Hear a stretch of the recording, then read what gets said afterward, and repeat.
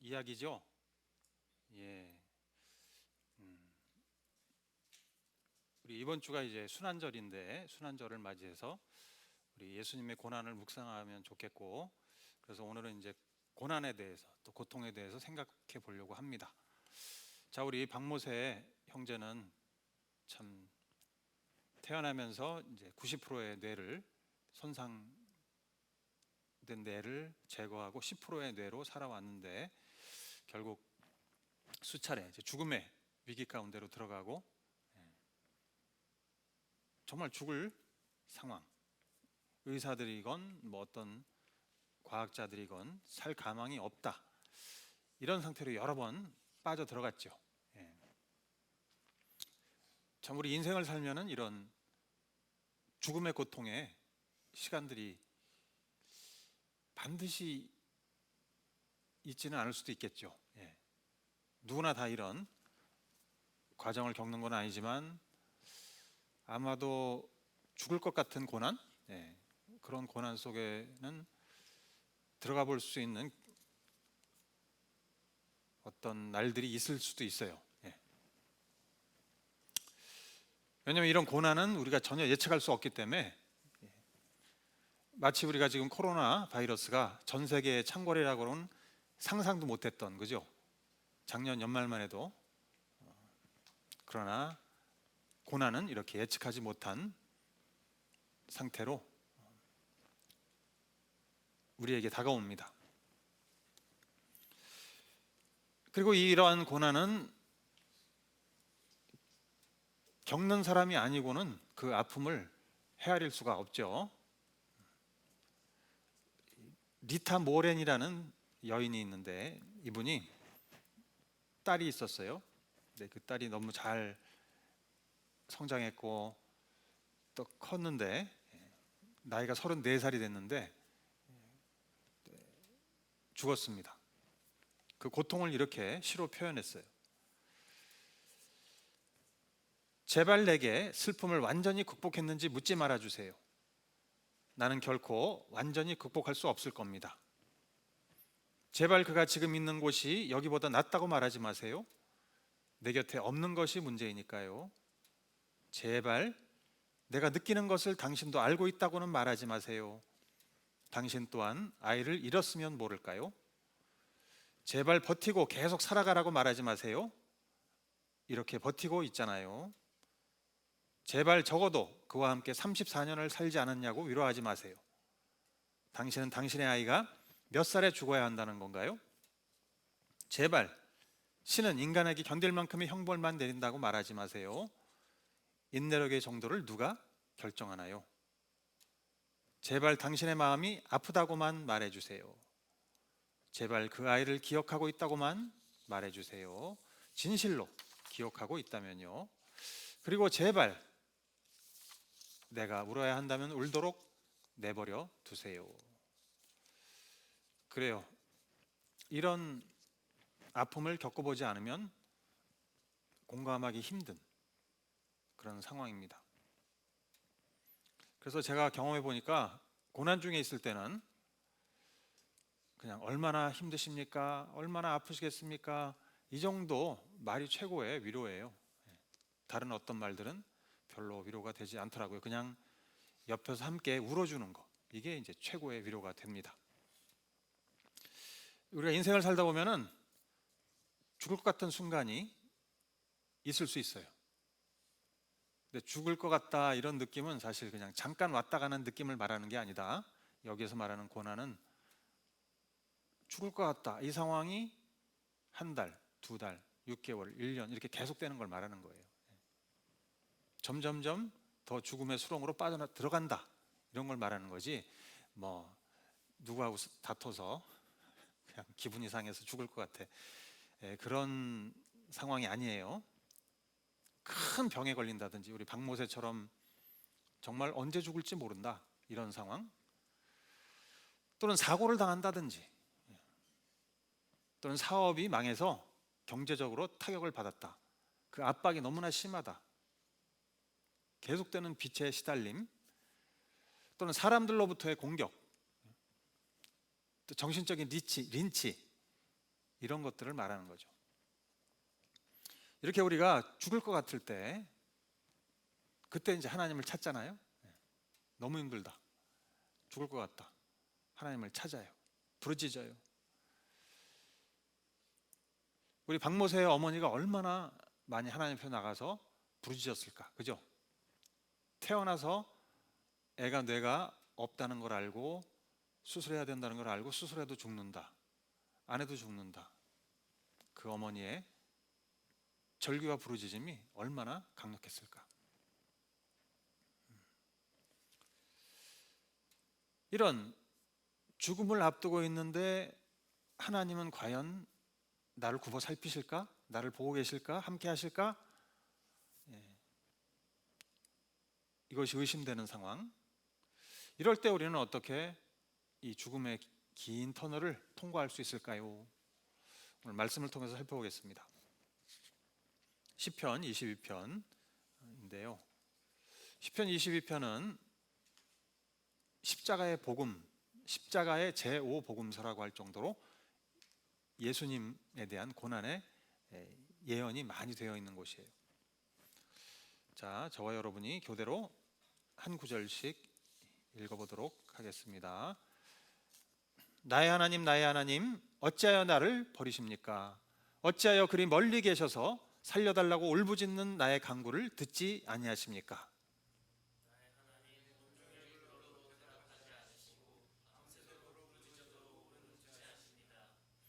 그러나 나는 사람도 아닌 벌레요, 사람들의 비방거리, 백성의 모욕거리일 뿐입니다.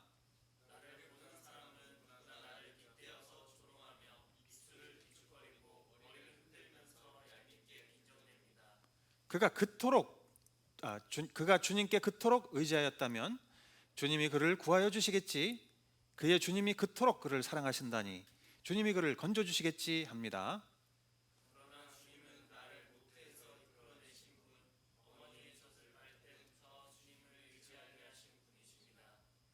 황소 떼가 나를 둘러쌌습니다. 바산의 힘센 소들이 이 몸을 에워쌌습니다.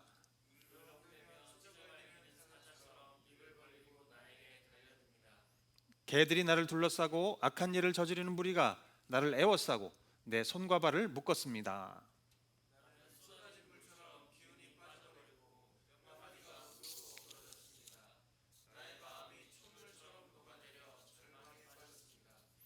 그러나 나의 주님, 멀리하지 말아 주십시오. 나의 힘이신 주님, 어서 빨리 나를 도와주십시오.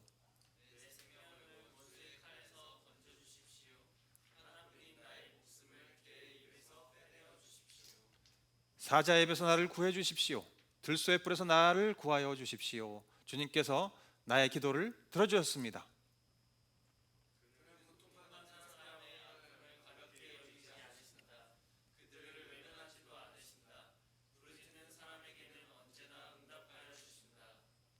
땅끝에 사는 사람들도 생각을 돌이켜 주님께로 돌아올 것이며 이 세상 모든 민족이 주님을 경배할 것이다. 주권은 주님께 있으며 주님은 만국을 다스리시는 분이시다. 할렐루야. 다윗의 시죠. 다윗이 죽음의 상태에 빠져들어가고 있습니다. 죽음의 공포 가운데서 애타게 하나님을 찾는 순간입니다. 나의 하나님, 나의 하나님, 어찌하여 나를 버리십니까? 다윗이 하나님이 자기를 버렸다고 부르짖어요. 나는 다 죽게 생겼는데 정말 너무나 고통스러운데 하나님은 왜 나를 굽어 살피지 않으시지? 왜 나를 버리십니까? 그런데 이제 다윗은 보면은 모태신앙이에요. 그래서 어릴 때부터 주님과 하나님과 친한 관계를 맺고 살아왔어요. 시편 22편 9절을 보면은 그러나 주님은 나를 모태에서 이끌어내신 분, 어머니의 젖을 빨 때부터 주님을 의지하게 하신 분이십니다. 다윗은 어릴 때부터 주님과 친밀한 관계 속에서 많은 것을 누리고 그 결과 찬양을 많이 작곡했죠. 그런데 지금 이 위기의 순간에 죽음의 공포 속에서 주님은 사라져 버렸어요. 아무리 찾아도, 아무리 살려달라고 울부짖어도 나타나질 않으세요. 하나님이 나와 함께 하신다. 어릴 때부터 쭉 함께 하셨는데 지금 이 순간은 왜 안 계시지? 그 임재의 확신이 사라져 버렸어요. 하나님이 날 버리셨다. 분명히 하나님은 날 버리셨구나. 이런 좌절로 빠져들게 됐습니다. 자, 우리의 신학, 우리는 믿죠. 여러분, 하나님을 믿죠, 우리가. 예? 하나님은 결코 우리를 떠나지 않으시고 우리를 버리지 않으신다, 믿죠. 그게 우리의 신학이에요. 근데 모든 일이 잘 풀리고 평탄하고 행복할 때는 그게 정말 믿음으로 와닿아요. 예, 주님이 나와 함께 하신다, 참 좋다. 시편 9편 10절, 그렇죠? 이게 우리의 신학이잖아요. 주님을 찾는 사람은 주님께서는 결코 버리지 않으신다. 주님을 찾는 사람을 결단코 버리지 않으신다. 이게 우리가 믿는 바인데, 근데 현실은 오히려 정말 하나님이 계셔야 된다고 느껴지는 그 순간에 하나님 우리를 버리시는, 철저하게 외면당하고 버림받는 상황, 이 상황을 우리는 어떻게 해석할 수 있을까? 나의 병은 점점점 깊어가고 주변의 원수들은 나를 둘러싸고 못 잡아먹어서 안달이고,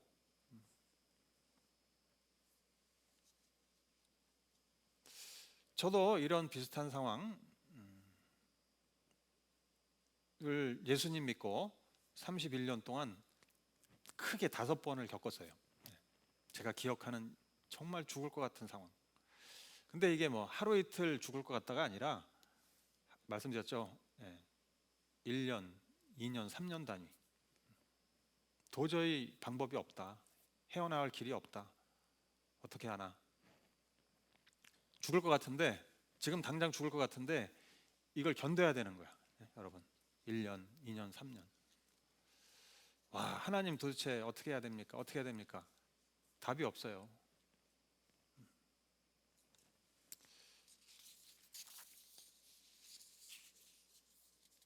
이게 죽을 것 같다, 이거보다 더 힘들어지면 어떻게 되는지 아세요? 나 이거 죽을 것 같아, 너무 힘들어. 그럼 어떻게 되냐면 죽고 싶다로 바뀌어요. 그죠? 죽고 싶다, 빨리 천국 가고 싶다, 이렇게 됩니다. 이 상황이 참 정말 한 달만 지나서 해결이 된다 그러면 견디겠는데, 언제 해결될지 몰라. 안 될 것 같아. 와, 무슨 죄를 지어서, 그죠? 하나님 앞에 죄를 지어서 이런 상황에 처했다 그러면 할 말이 없죠.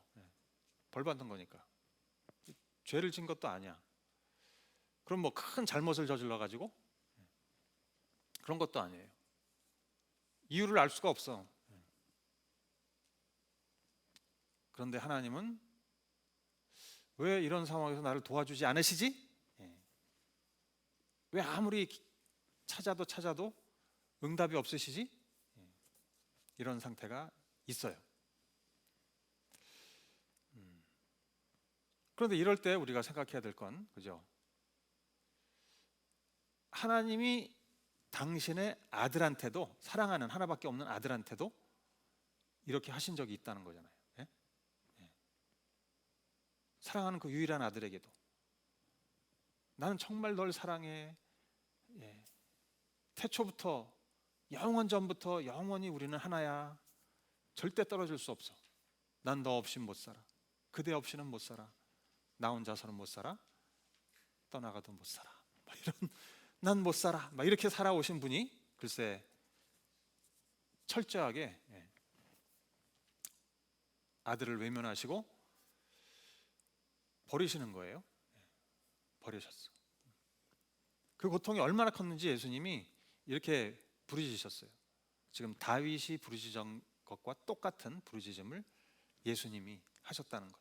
마태복음 27장 46절 보면 3시쯤에 예수께서 큰 소리로 부르짖어 말씀하셨다. 엘리 엘리 라마 사박다니. 그것은 나의 하나님 나의 하나님 어찌하여 나를 버리셨습니까? 라는 뜻이다. 예. 다윗이 한 고백을 예수님이 그대로 하시는 거야. 예수님은 하나님을 하나님 하나님 이렇게 부르신 적이 별로 없어요. 예. 언제나 예수님은 하나님을 나의 아버지 이러셨지. 근데 이 순간만큼은 하나님 이렇게 표현하셔요. 예. 하나님 왜 나를 버리시나요? 그러므로 여러분, 하나님이 사랑하는 그 아들조차도 이런 외면과 철저한 버림받음을 경험했다면 우리도 그런 순간이 있을 수 있구나 생각하고, 이런 순간이 닥쳤을 때 예수 그리스도를 바라보는 것이에요. 예수 그리스도를 바라봅니다. 예수님은 우리의 이런 심정을 충분히 이해하시죠. 본인이 철저하게 외면당해봤고 버림받아봤기 때문에. 그런데 하나님의 이 철저한 외면과 버림은 분명히 목적이 있고 이유가 있어요. 이거를 우리가 믿어야 됩니다. 자, 그리고 이런 죽음의 순간, 병이 들었어요, 사고를 당했어요, 린치를 당하고 있어요. 이 사실보다 더 고통스러운 일들이 뭐냐면, 정말 나는 처절하게 무너져가고 있고 완전히 밑바닥에 정말 납작하게 되어 있는 상황인데 사람들은 그 나를 보고 조롱하는 거야. 경멸하는 거야. 자, 시편 22편 6절에서 8절 보면 다윗이 이렇게 고백해요. 그러나 나는 사람도 아닌 벌레요, 사람들의 비방거리, 백성들의 모욕거리일 뿐입니다. 나를 보는 사람은 누구나 나를 빗대어 조롱하며 입술을 삐죽거리고 머리를 흔들면서 얄밉게 빈정댑니다. 그가 주님께 그토록 의지했다면 주님이 그를 구해주시겠지. 그의 주님이 그토록 그를 사랑하신다니까 주님이 그를 건져주시겠지 합니다. 여러분, 다윗이 어떤 사람이죠? 네. 천하를 통일한 왕이잖아요. 골리앗을 쓰러뜨리는 위대한 장군이고, 또 하나님으로부터 내 마음에 합한 자다 이런 엄청난 칭찬을 들은 사람인데, 그런데 이 순간에는 나는 벌레라고 하는 거야. 벌레. 왕이고 장군이고 하나님이 인정하는 위대한 인물이 나는 벌레다 이렇게 고백을 해요. 난 벌레야. 근데 이 벌레란 단어가 여러분 어떤 벌레일까요? 종류를 한번 알아맞혀 봅시다. 우리 수진자매, 이 무슨 벌레일까 이게? 나는 벌레예요. 좋은 벌레, 이쁜 벌레? 무슨 벌레일까? 구더기예요, 구더기. 자, 구더기는 어때요? 구더기도 발품은 꿈틀하나? 구더기는 어때요? 네, 그렇죠. 정말 더러운 곳에 있고 아무도 사랑해주지 않고 아무 힘이 없어. 뭘 보지도 못해요, 그죠? 그냥 꿈틀거릴 뿐이야. 가장 더러운 곳에 있는 것을 먹을 뿐이야. 나는 정말 형편없는 존재다. 난 아무 힘이 없다. 가치가 없다. 난 구더기야. 이렇게 되는 거. 또 사람들이 다윗을 보고 조롱했죠. 머리를 흔들면서 비아냥거리면서 이렇게. 야, 하나님의 마음에 합한 자라며, 너 그렇게 주님이 널 사랑한다며, 네가 지은 찬양에 뭐 주님 사랑해요가 얼마나 많아. 그러더니 지금 이 꼴이 뭐냐, 이렇게 되는 거죠. 하나님 어디 가신 거야? 그 사랑한다는 주님은 어디 가셨어? 예? 여러분, 우리가 알다시피 사람이요 이렇게 인생의 나락으로 떨어지잖아요. 그러면 그때는 정말 이렇게 비참하잖아요, 마음의 상태가. 그래서 자존감이 낮아질 대로 낮아졌고, 오히려 그때 자존심은 굉장히 세져요, 그죠? 그래서 조금만 서운하게 말을 하거나 대접을 해도 확 그냥 자존심이 상하는 그런 느낌을 받게 됩니다. 그래서 여러분, 공경에 처한 사람에게 우리가 다가갈 때는 정말 기도하고 조심해서 가야 돼요. 예수 믿는 사람이라면. 그냥 내 생각대로 내 마음대로 가서 막 말하고 막 대하고 이렇게 하면 큰일 납니다. 특히 합리적인 분들이 있어요. 합리적인 상황을 딱 보고 이렇게 팍 분석 잘하고 또 그걸 또 말하고 싶어하는 이런 분들. 근데 기도 안 하고 그렇게 하면 큰 실수를 하게 됩니다. 그러니까 와서 이렇게 얘기해요. 정말 나락으로 떨어져서 지금 힘든 상황인데, 그래서 내가 생각해 보니까 당신은 말이에요, 이러저러한 문제 때문에 이렇게 된 것 같아요. 그러니까 잘 따져보시고 위로 받으세요. 내 말에 위로 받으세요. 그러니까 당신은 보니까 나 이런 사람인 줄 알았는데 지금 보니까 이런 사람이네요. 아니, 당신 예수님 잘 믿는 줄 알았는데 어떻게 이런 일을 당합니까? 뭔가 문제가 있는 거 아니에요? 이거 조심해야 되죠, 그죠? 욥의 세 친구. 욥 알다시피 자식들을 한꺼번에 잃고 사업은 쫄딱 망하고 몸 완전히 병들어서 이제 죽을 날만 기다리고 있는데 친구들이 찾아왔어요. 이 친구들은 성경에 통달한 사람들, 경건한 사람들, 굉장히 합리적이고 분석적인 사람들. 그러면서 이제 성경의 말씀의 논리를 들어서 욥에게 충고를 합니다. 욥이여, 얼마나 고생이 많습니까? 그런데 당신이 이렇게 된 거는 죄를 지어서 그런 거죠. 빨리 회개하면 하나님이 긍휼을 베푸사 치유해 주실 겁니다. 지금 욥은 죽음의 고통 가운데 있어요. 근데 친구들이 와서 더 죽고 싶게 만드는 거야. 욥은 이제 내가 구덕이구나, 이런 느낌을 받는 겁니다. 자, 사랑하는 여러분, 죽음의 고난 가운데 있는 사람, 인생의 어두운 시간을 통과하는 사람에게, 당장 큰 어려움에 닥친 사람에게 맨 먼저 필요한 게 뭘까요? 당신은 보니까 이게 문제였네요. 그게 아니고 다 같이 해봅시다. 위로, 격려. 위로와 격려입니다. 그냥 인간적인 합리적인 생각으로 뭐 이렇게 한다고 다가가서 하면 안 되고, 꼭 기도하고 하나님이 주시는 마음으로 해야 돼요. 자, 그래서 사람이 겉으로는 경건해 보일 수 있어요. 그런데 정말 그 사람이 경건한 사람인지를 어떻게 아느냐? 그 사람의 참모습이 어디서 드러날까 보면은, 약한 사람들에게, 자기보다 힘없는 사람, 못 가진 사람, 못 배운 사람, 이런 사람에게 어떻게 하느냐를 보면 알 수 있어요.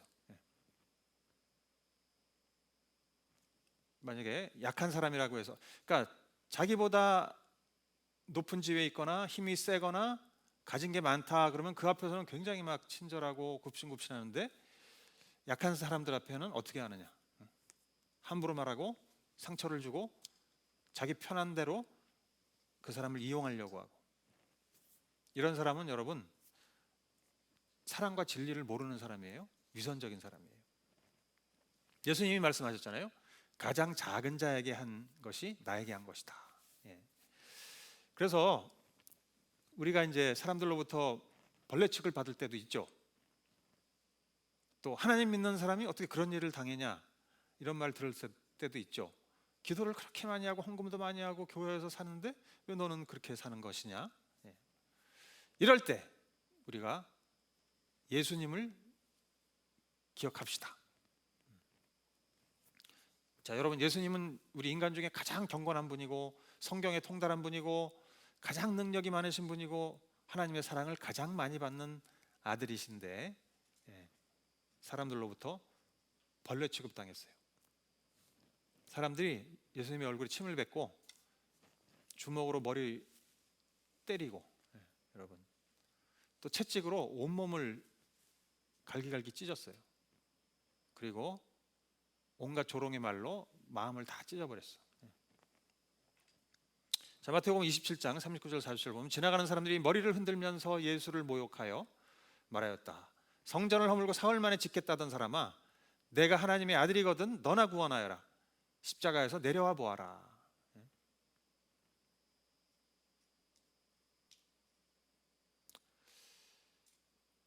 자, 이게 예수님이 당한 벌레 취급이죠. 자, 다윗은 원수들의 공격으로부터 엄청난 고통을 겪었어요. 사울 왕이, 본인은 아무 잘못한 게 없는데 사울 왕이 10년 동안 군사를 이끌고 계속 추격해서 죽이려고 했습니다. 그래서 광야로 동굴로 피해 다녔어요. 또 친아들 압살롬이 반란을 일으켜서 자기를 죽이려고 하니까 피난길에 올랐습니다. 그래서 고백하는 얘기예요. 시편 22편 이제 12절 보면, 황소떼가 나를 둘러쌌습니다. 바산의 힘센 소들이 이 몸을 에워쌌습니다. 으르렁대며 찢어 발기는 사자처럼 입을 벌리고 나에게 달려듭니다. 개들이 나를 둘러싸고 악한 일을 저지르는 무리가 나를 에워싸고 내 손과 발을 묶었습니다. 예. 예, 황소떼, 사자, 개떼, 예, 이렇게 표현했어요. 이들은 막 잔인하고 집요하게 다윗을 추격하고 있고, 또 결국은 붙잡아서 무서운 힘으로 이제 딱 결박하고 이제 물어뜯어 죽이려는 상황인 거죠. 이때 그 쪼여드는 공포, 두려움, 고통, 이루 말할 수 없다. 다윗이 고백하는 거예요. 주님, 지금 이런 상황입니다. 다 죽게 됐습니다. 원수들이 활개치고 나는 짓눌리고 곧 죽게 되었습니다. 그 고통이 이루 말할 수 없다고 14절에 말해요. 나는, 다 같이 한번 읽어볼까요? 14절 시작. 나는 쏟아진 물처럼 기운이 빠져버렸고 뼈마디가 모두 어그러졌습니다. 나의 마음이 촛물처럼 녹아내려 절망에 빠졌습니다. 예.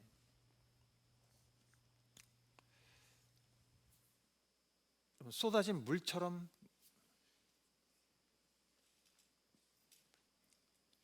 되었다. 예. 내가 쏟아진 물처럼 되었다. 이런 경험 해봤어요?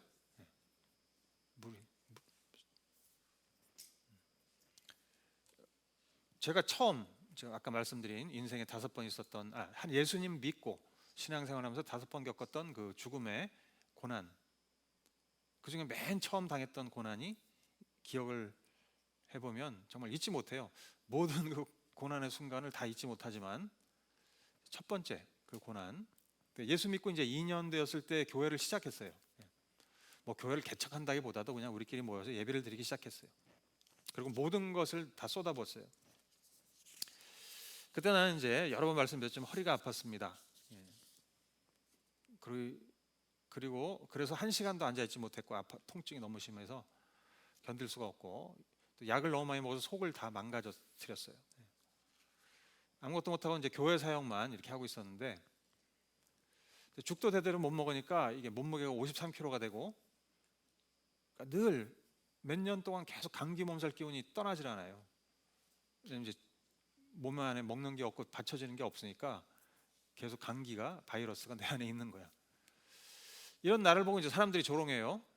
아니, 유학 막 그렇게 기세등등하게 유학 갈 때는 언제고 이렇게 갔다 오더니 이렇게 비실비실해졌어. 예?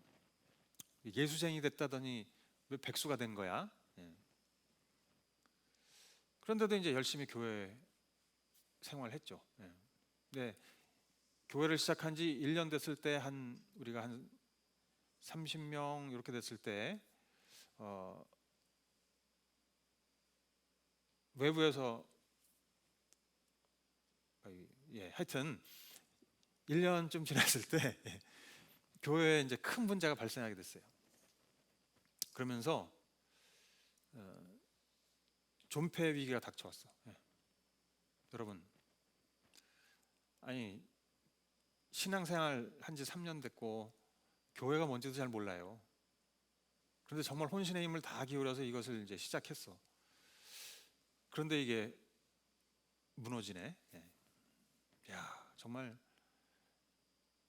그때 정말 몸도 안 좋고 마음도 안 좋고 영도 무너지는 이런 경험을 하게 됐어요. 물처럼 쏟아진다. 내 자신이 물처럼 쏟아진다. 이게 여러분 쇠약해지고 막 정말 스트레스에 눌리고 막 근심 걱정에 둘러싸이고 하니까 이 몸이 아니죠. 먹지도 못하고. 그래서 길을 이렇게 걸어가는데 그냥 막 휘청휘청하고 어지럽고 토가 나오는 거야. 먹은 게 없으니까 물만 나와요. 예. 야, 그래서 물이 쏟아진다. 내 몸이 물처럼 쏟아진다. 이런 경험을 했어요. 또 허리뼈들은 내 신경을 눌러가지고 막 끊어질 것 같아. 예. 누워 있어도 앉아 있어도 어떤 자세를 취해도 고통이 사라지질 않아요. 그러니까 몸과 마음, 이 정신이 다 무너져서 이제 죽는구나 이런 느낌이 들더라고. 예, 이제 죽는구나. 게다가 함께 교회를 개척할 때 다윗과 요나단처럼 지내던 형제가 있었어요. 같이 해보자, 잘해보자, 그래, 야, 너무 좋다, 막 그랬는데 이제 이 위기가 딱 닥치니까, 게다가 본인이 막 그렇게 평생 수건이었던 대학 교수가 된 거야. 그러니까 뭐 기회는 왔다 싶었는지 하여튼 나와 교회를 막 비난하면서 떠나가 버렸어. 야, 그러니까 정말 몸도 마음도, 이게 마음이 촛농처럼 녹아진다. 이게 무슨 말인지가, 마음이 다 이렇게 막 녹아져 버리는 거예요. 더 이상 견딜 힘이 없어요. 야, 이거 뭐. 자, 여러분, 예수 믿고 3년 됐는데 이런 고난과 고통 속으로 들어간다면, 이런 고난을 허락하는 하나님이라면 여러분, 하나님 믿을 필요가 있어요? 예? 뭘 계속 죄를 짓고 뭘 잘못하고 하나님을 피해서 도망가고 이러다가 당하는 게 아니라 정말 잘해보려고 애쓰고 모든 걸 쏟아붓는데 이렇게 됐다. 예. 그럼 얼마든지 빠이빠이 하나님, 더 이상 믿을 필요가 없어졌어요. 제 할 만큼 했죠. 남들 평생 할 거 제가 3년 동안 했잖아요. 이 정도면 됐지 뭐. 예. 갈 수 있겠죠. 요즘 무신론자들의 각광을 받는 분이 있는데 바트 얼만이라는 분이 계세요. 바트 어만이라는 분이 신학교 교수였어. 예. 근데 이분은 이제 고등학교 때 회심하고 무디 성경학교 또 휘튼 대학을 졸업하고 프린스턴 대학교에서 신학 박사학위를 받았어요. 예. 그런데 지금은 이분이 하나님을 부인합니다. 왜 하나님을 부인하느냐? 고통의 문제에서 답을 찾으려고 했는데 성경에 나오는 답이 엉터리라는 것을 발견했다는 거예요. 고통의 문제에서 성경의 답은 엉터리다.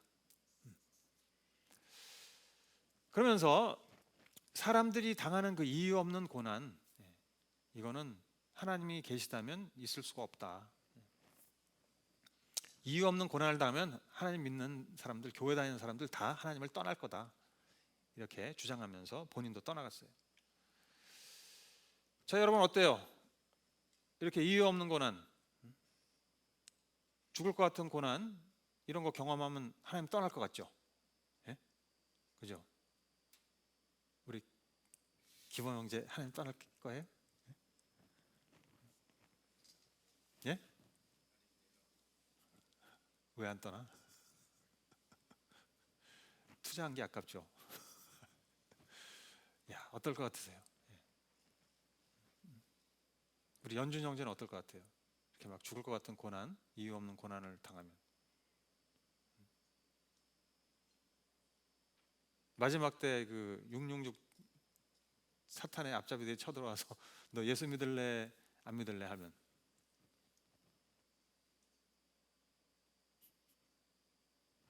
잘 모르겠죠, 그죠? 예, 그때 가봐야 알겠죠, 그죠? 예, 계산을 해봐야 돼 그때 가서. 예. 그런데 여러분, 이 크리스찬은요 고난을 통해서 아이고 거룩한 날 살려라 하나님 버리고 하나님 반대쪽으로 36개의 주랭랑 치는 사람들이 아니라 오히려 고난을 통해서 이상하게 하나님과 더 가까워져요. 예? 하나님을 더 알게 되고 하나님을 사랑하게 돼. 그리고 감사하게 돼요. 예. 이게 참 우리 기독교의 신비. 자, 우리 하나님의 아들 예수 그리스도 죽음의 고통을 겪었어요. 진짜 겪었죠. 죽음의 고통. 그런데 하나님을 절대 떠나지 않았습니다. 예수님도 고백하셨어요. 십자가 지기 전에 마태복음 26장 38절에 그때 예수께서 제자들에게 말씀하셨다. 내 마음이 괴로워 죽을 지경이다. 내 마음이 촛물처럼 녹아진다. 이렇게 말씀하셨습니다. 자, 고통이 극심하고 아무런 도움이 오지 않고 내가 할 수 있는 것도 아무것도 없을 때 다윗은 낙심, 포기, 아닌데 포기합니다. 이렇게 하지 않고 여러분 뭐 했죠? 우리 아까 본문 읽었는데 다윗은 뭐 했습니까? 부르짖었어요. 다 같이 해봅시다. 부르짖다. 예. 19절에서 21절 보면 그러나 나의 주님 멀리하지 말아 주십시오. 나의 힘이신 주님 어서 빨리 나를 도와주십시오. 내 생명을 원수의 칼에서 건져주십시오. 하나뿐인 나의 목숨을 개의 입에서 빼내어 주십시오. 사자의 입에서 나를 구하여 주십시오. 들소의 뿔에서 나를 구하여 주십시오. 부르짖었어요. 여러분 우리 박모세 어머니도 얼마나 많이 부르짖었을까, 그죠? 하나님, 살아계신 하나님, 우리 아들 살려주십시오. 내가 10%밖에 없지만 살려주세요. 수술이 성공되게 해주세요. 의사는 죽는다고 했지만 살려주세요. 나의 힘 되신 주님 도와주세요. 죽음의 이 칼날에서 건져주세요. 이렇게 했을 거예요. 그리고 때 되면 찾아오는 그 죽음의 위협 속에서도 또 부르짖고 주님 이번에도 살려주세요. 죽을지도 모르는데 살려주세요. 이렇게 부르짖는 거. 자, 여러분 우리가 아무것도 할 수 없을 때 낙심하여 자포자기하면 안 됩니다. 그건 이제 믿음이 아니잖아요. 모든 일이 잘 될 때 믿는 거, 그게 무슨 믿음이야? 안 될 때, 절망일 때, 고통일 때 믿는 것. 그래서 주님 앞에 나와서 부르짖습니다. 여러분 우리가 최고로 낮아지고 약해질 때가 하나님께 나와야 될 때인 거죠, 그죠? 연약할 때 주님을 찾아야 되죠. 그게 믿음이에요. 그게 믿음이에요. 주님이 내가 여기 있다 하고 나타날 때까지 계속 찾고 부르짖는 거, 이게 믿음이에요. 24절에도 보면 그는 고통받는 사람의 아픔을 가볍게 여기지 않으시며 그들을 외면하지도 않으신다. 부르짖는 사람에게는 언제나 응답하여 주신다.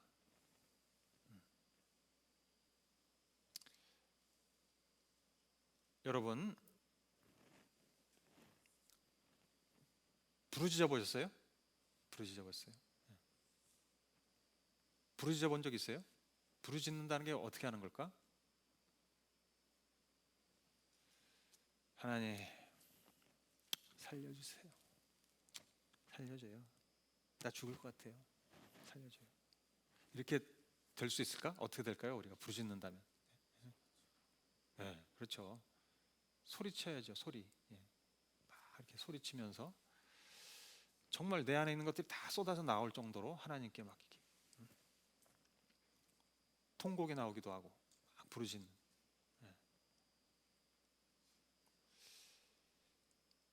이랬을 때 이제 경험을 하는, 응답을 경험하는. 다윗이 이런 경험을 너무 많이 한 거예요. 정말 극한의 상황에 몰리고 아무 도움이 오지 않고 이제는 끝났다 싶을 때 하나님께 나와서 부르짖어서, 그런데 신기하게 부르짖었더니 시간이 지나서 보니까 이 모든 일들이 해결되어 있는 상황. 그래서 다윗은 계속 부르짖으면서 나 고통스럽습니다. 건져주세요. 그러다가 갑자기 이렇게 고백해요. 주님께서 나의 기도를 들어주셨습니다. 이건 아까 이제 21절, 19절에서 21절 읽었던 말씀, 개들에서, 사자의 입에서, 들소의 뿔에서 나를 구해주세요. 막 지금 나 죽겠습니다. 구해주세요. 이렇게 하고 곧 뭐라고 하냐면 주님께서 나의 기도에 들어주셨습니다. 응답해 주셨습니다. 이렇게 고백을 해요. 이거는 부르짖었는데 주님과의 만남 속에서 주님의 응답을 받았건가, 아니면 본인 인생 경험상 이렇게 계속 부르짖고 나서 예언적으로 선포하는 거야. 하나님은 내 기도를 들으셨다. 왜? 본인이 인생 경험하면서 수많은 위기 속에서 부르짖고 그랬을 때 하나님이 응답해 주신 그 경험들을 통해서 선언하는 거예요. 예. 주님은 나를 구원하신다, 응답하신다, 내 기도에 응답하신다. 저도 여러분 제 인생 31년의 신앙생활 가운데 그 큰 시련 고난 속에서 주님께 부르짖었는데 신기하게 놀랍게도 다 응답해 주셨어요. 다. 정말 죽을 것 같았고 그 기간이 1년, 2년, 3년 갔지만 그 시간이 지나서 보니까 정말 하나님께서 다 이렇게 응답하셔서 평화롭게 만들어 주시고 해결해 주시고 그 고통과 어둠에서 나를 건져 주셨어요.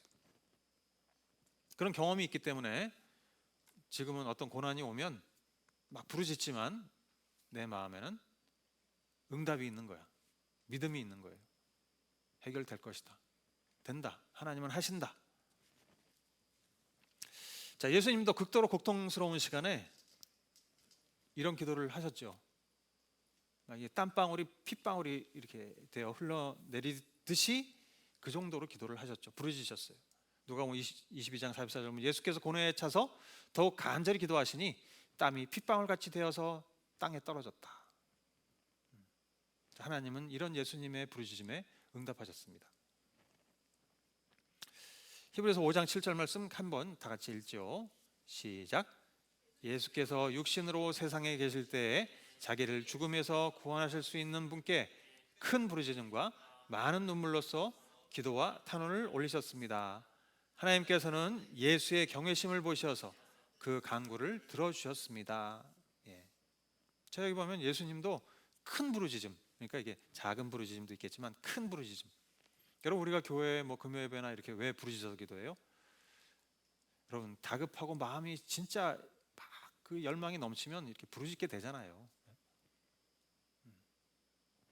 남녀가 사랑하는데 물론 속삭이듯이 사랑해 할 수도 있지만 사랑해 막 이럴 때도 있잖아요, 그죠?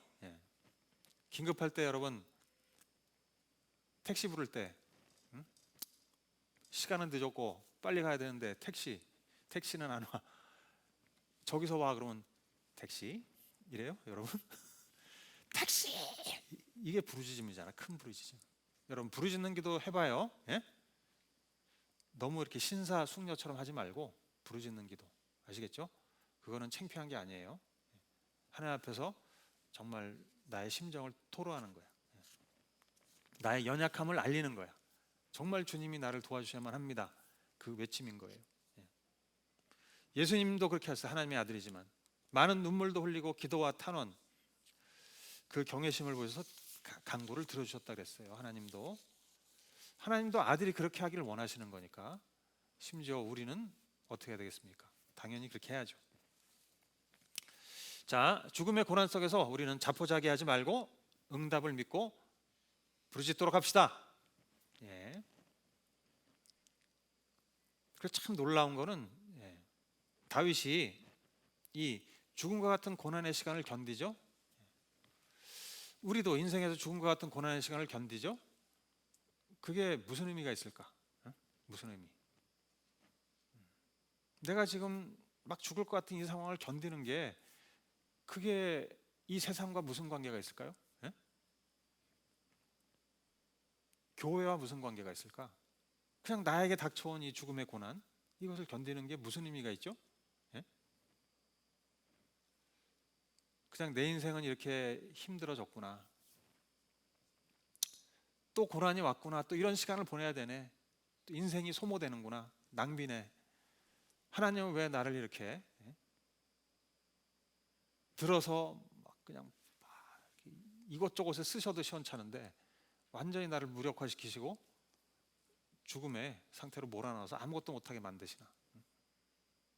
정말 내가 막 나가서 막 총 쏘고 활 쏘고 막 총 나가라 하면서 막 이렇게 하나님을 위해서 일해도 시원찮은데, 그죠? 왜 나는 이렇게 이곳에 갇혀서 이러고 있나? 근데 여러분 참 신기하게 우리의 고난이 글쎄 하나님의 경륜을 이루는 것과 관계가 있다는 거.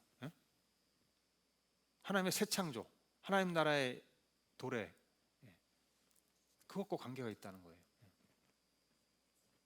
우리 시편 22편 27절 28절 한번 읽어보겠습니다. 다 같이 한번 읽어보죠. 시작. 땅끝에 사는 사람들도 생각을 돌이켜 주님께로 돌아올 것이며 이 세상 모든 민족이 주님을 경배할 것이다. 주권은 주님께 있으며 주님은 만국을 다스리시는 분이시다. 와, 놀랍다. 다윗은 자신의 고난이 그냥 이렇게 자기 인생 문제 개인사로 끝나고 시들시들 해지는 인생이 되는 것이 아니라 오히려 땅끝에 사는 사람, 세상 모든 민족, 거기에까지 미친다는 거. 여러분, 어떻게 그렇게 될까요? 내가 지금 견디는 이 고난을 통해서 예수 그리스도의 통치가 임하고, 자 여러분 봐, 28절에 주님은 만국을 다스리신다. 주님의 통치가 임하고 또 열방에 있는 사람들이 주님께 돌아오고 이런 역사가 일어난다. 이해가 잘 안 되죠? 근데 그래요. 그렇게 돼요. 이게 참 신비해요 또. 다윗은 자신이 고난을 견디면 결국 주님의 통치가 풀어지고 열방의 모든 사람들이 주님께 돌아온다. 이것을 믿었어요. 이것을 알았어. 저도 이제 죽음의 터널을 이렇게 크게 5번을 통과하면서 그때는 정말 죽을 것 같고, 나도 주님 좀 남들처럼 이렇게 막 좀 크게 쓰임 받고 막 이렇게 활발하게 사역하고 그랬으면 좋겠는데 그냥 옴짝달싹을 못 해요. 그냥 그 안에 갇혀 있어야 돼. 몇 년이건 그 시간을 그냥 견뎌야 돼. 막 주여 왜 이러십니까? 왜 나를 이렇게 버리십니까? 막 그런데 그거를 견디는데, 교회가 무너질 것 같고 막 그걸 견디는데 신기하게 시간이 지나서 보면 교회들이 개척돼 있고 영혼들이 구원받고 돌아오고 막 열방으로 선교를 하고 있고, 신기하죠? 신기하잖아요. 나는 막 죽을 것 같고 내 한 번 간수도 힘든 것 같은데 시간이 지나서 보니까 막 이런 일들이 벌어져 있는 거. 야, 역시 하나님 대단하시다. 우리 공동체 여러분 하나님께 찬양 올립시다. 이 구절이 이 시편 20편에 들어있는데 제가 그거는 뺐어요. 그러니까 다 함께 와, 이런 하나님이 놀라운 하나님이지 않냐? 우리 다 같이 주님을 찬양하자, 영광 돌리자. 이게 이제 공동체인 거예요. 참 놀라워요, 주님. 단지 나의 개인사로 인한 고난 속에서 견딤인 것 같은데 그 견딤이 결국 하나님의 역사를 일으킨다. 여러분, 이것을 믿으시기 바랍니다. 믿으세요. 예수님도 자기 십자가의 죽음, 그 고난, 그러니까 예수님이 십자가에 죽는다는 건 뭐냐면 본인이 했던 모든 사역이 사라지는 것이고 더 이상 하나님의 나라는 끝나는 것 같고 다 무너지는 것 같은데 그게 아니었다는 거잖아요. 예수님이 막 부르짖음이 응답받아서 결국 예수님도 구원받고 모든 인류가 구원받는 놀라운 역사가 일어났다는 것입니다. 참 이게 진짜 하나님의 신비인 거예요. 하나님의 지혜이시고 능력이십니다. 자, 죽음의 고난은 그러니까 우리가 망하는 길이 아닙니다. 아시겠죠? 우리 인생에 죽음의 고난이 닥쳤다. 이게 너무 오래 간다. 내가 망하는 것이 아니라는 거예요. 절대 망하는 길이 아니다. 하나님 안에서 성공하고 있구나. 이렇게 믿으시기 바랍니다. 그래서 우리가 붙잡아야 되는 거는 막 이 세상의 부귀영화 이게 아니고 뭘 붙잡아야 되겠습니까? 요 십자가를 붙잡는 거예요. 딱. 십자가를 붙잡고 가야 하는 것을 명심하시기 바랍니다. 그게 성공의 길이에요. 자, 십자가만이 우리의 소망이고 능력이고, 그러니까 우리는 십자가를 붙잡고 나아간 위대한 하나교회 성도 여러분 되시기를 바랍니다. 우리 교회도 또 하나님의 나라도 이렇게 십자가를 지고 가는 사람들에 의해서 이루어지는 거예요. 건설되는 것입니다. 자, 우리 기도하겠습니다.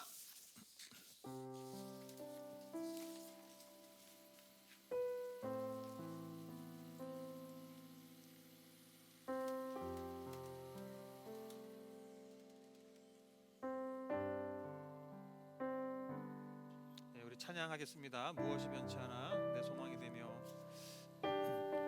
십자가를 향해서 나아가는 우리가 되기 원합니다.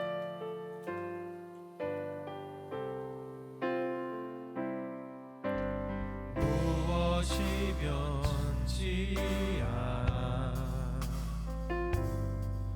내 소망이 되며 무엇이 한결같아 내 삶을 부으리 그 누가 날 만족해 내 영이시며 그 누굴 기다려 내 영이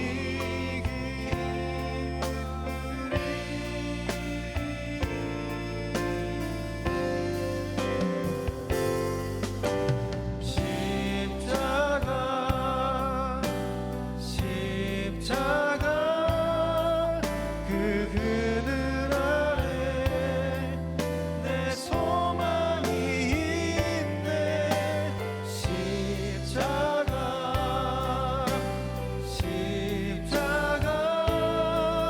그 그늘 아래 내 생명이 있네 무엇이 변치 않아 무엇이 변치 않아 내 소망이 되며 무엇이 한결같아 내 삶을 부으리 그 누가 날 만족해 내 영이시며 그 누굴 기다려 내 영이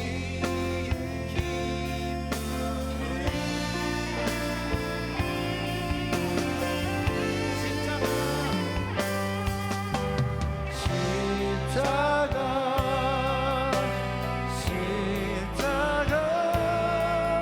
그 그늘 아래 내 소망이 있네 십자가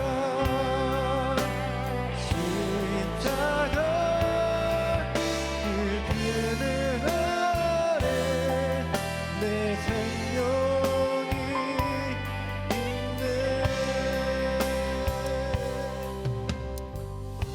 그렇습니다. 주님, 십자가만이 우리의 살 길임을 고백합니다.